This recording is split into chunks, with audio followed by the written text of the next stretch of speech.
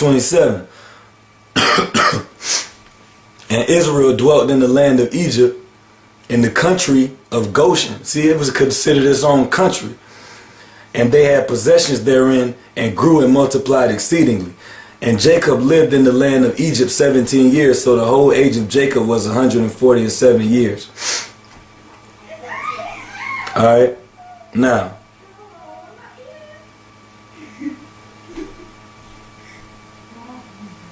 that's how Joseph had a heavy influence over the history of Egypt and how we went down into that land of sojourn. Alright, we served slavery. Moses went to the wilderness. God is calling from the Most High. And told us that we had to get up out of there. And we left. And that's why we celebrate the Passover unto this day. Now let's read on that. Then I'm going to close this thing on up. Matter of fact, let me touch on the make sure there ain't no more on this Hyksos thing. Matter of fact, let me read to you about the shah soup. Because possibly, now I'm not gonna make this law, but I'm gonna just say this for the edification. Everybody needs to go to Wikipedia, and I'm gonna try to bring it up in the post-production on the screen. This is about the shah soup. All right, and it's rumored that they were nicknamed the Shashu of Yahweh, YHW.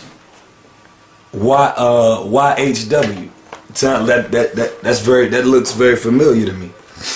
Let me show you this off my laptop here. Try to get it close up. Well, no, it's gonna be backwards. My bad. I'm gonna put it up on the screen in the post production. I'm gonna just read it to you for now for the edification.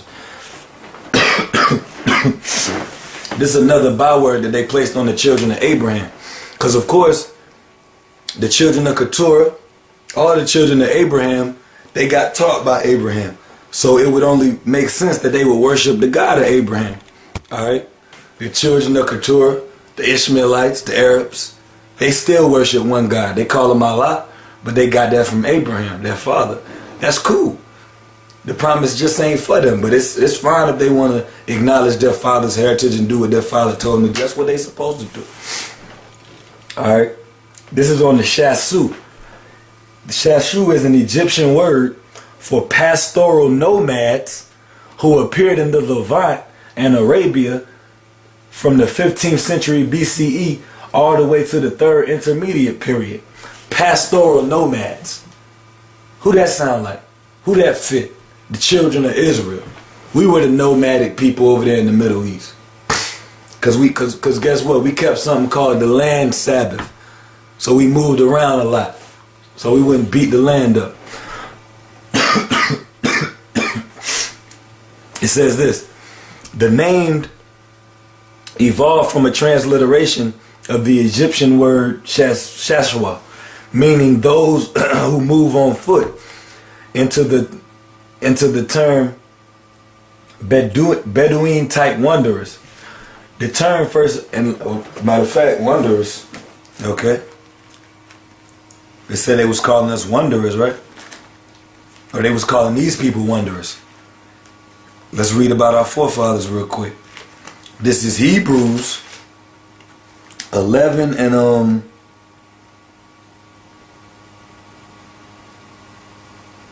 11 and 13, talking about our forefathers.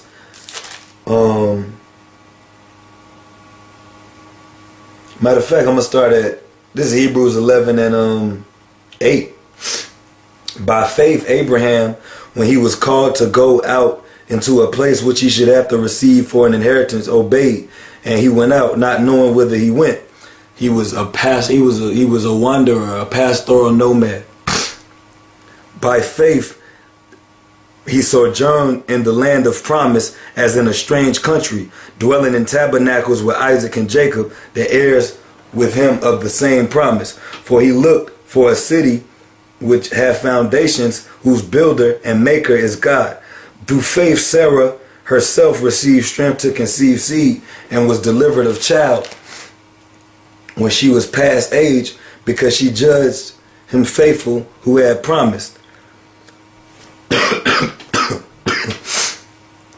Therefore sprang there even of one as him as good as dead, so many as the stars of the sky in multitude, and as the sand which is by the seashore innumerable. It said he was as good as dead because he was so old. These all died in faith, not having received the promises, but having seen them afar off, and were persuaded of them, and embraced them, and confessed that they were strangers and pilgrims in the earth. See what I'm saying? For they that say such things declare plainly that they seek a country.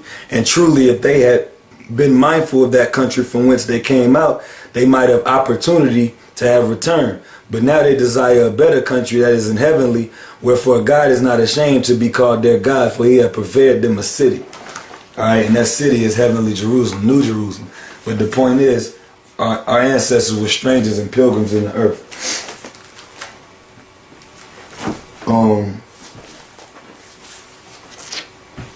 Now I'm going to read on about the Shasu peoples, who possibly could have been us.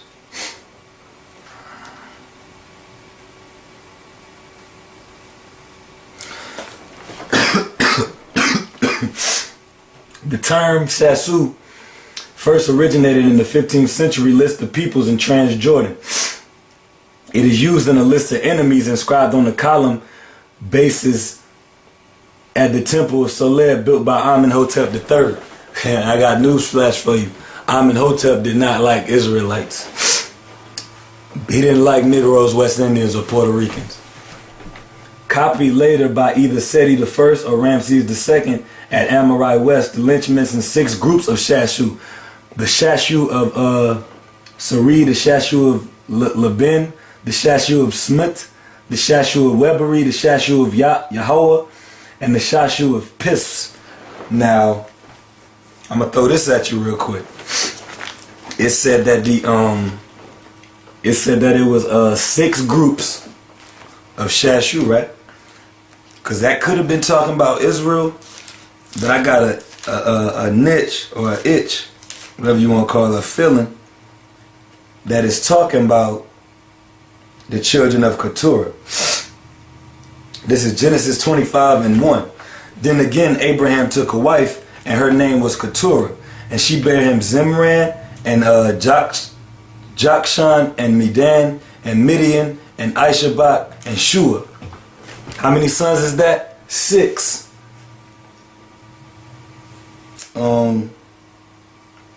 He had 6 sons by Keturah.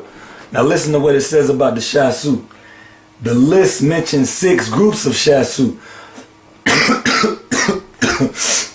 The Shashu, 6 groups of Shasu. So I got a feeling it's talking about the children of Keturah, because it would only be right for them to worship the God of their father.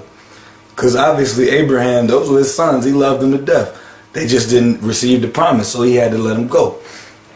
Because it goes on to say, and Abraham gave all that he had unto Isaac.